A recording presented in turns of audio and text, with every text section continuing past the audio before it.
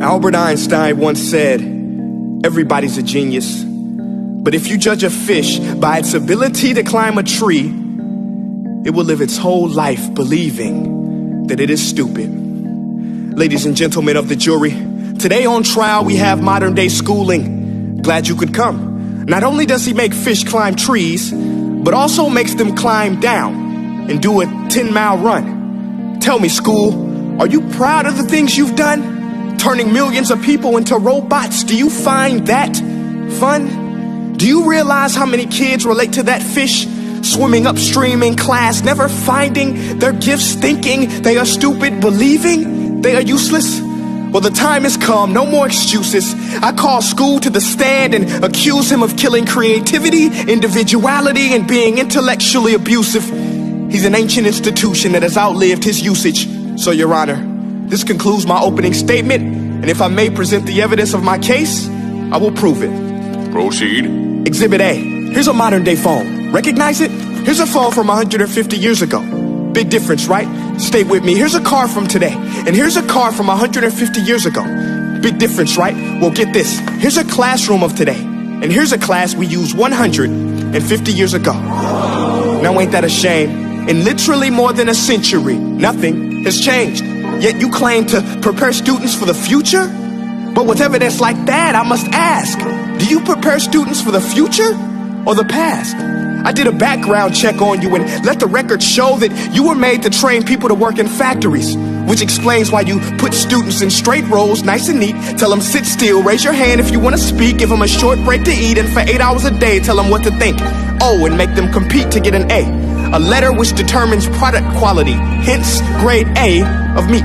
I get it. Back then, times were different. We all have a past. I myself am no Gandhi. But today, we don't need to make robot zombies. The world has progressed. And now we need people who think creatively, innovatively, critically, independently, with the ability to connect. See, every scientist will tell you that no two brains are the same.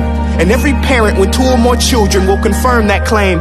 So please explain why you treat students like cookie cutter frames or snapback hats, giving them this one-size-fits-all crap. Watch your language. Sorry, Your Honor, but if a doctor prescribed the exact same medicine to all of his patients, the results will be tragic. So many people would get sick, yet when it comes to school, this is exactly what happens, this educational malpractice, where one teacher stands in front of 20 kids, each one having different strengths, different needs, different gifts, different dreams, and you teach the same thing the same way? That's horrific.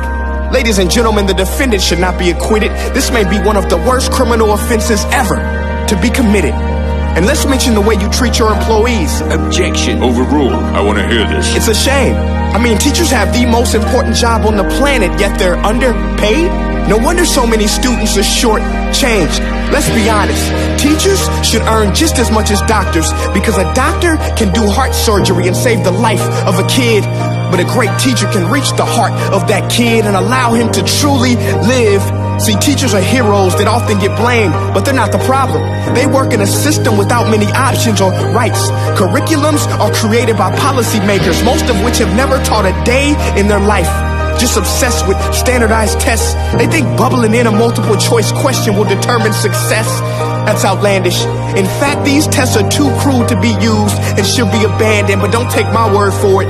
Take Frederick J. Kelly, the man who invented standardized testing, who said, and I quote, "These tests are too crude to be used and should be abandoned." Ladies and gentlemen of the jury, if we continue down this road, the results will be lethal.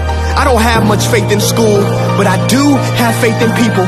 And if we can customize healthcare, cars, and Facebook pages, then it is our duty to do the same for education, to upgrade it, change it, do away with school spirit, because that's useless.